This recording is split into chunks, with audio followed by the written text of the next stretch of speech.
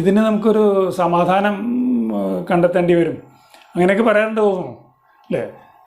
ഇതിന് സമാധാനം പറയേണ്ടി വരും, ഇതൊക്കെ വേറെ അർത്ഥങ്ങളാണ് വരുന്നത്. പക്ഷേ ഹിന്ദിയിലത്തെ ക്ലിയറായിട്ടും ഇതാണ്. സൊല്യൂഷൻ ടു എ പ്രോബ്ലം, समाधान निकालना है इस समस्या का, അങ്ങനെയൊക്കെ പറയും. हमें समस्या का समाधान खोजना होगा. We will have to find a solution to the problem.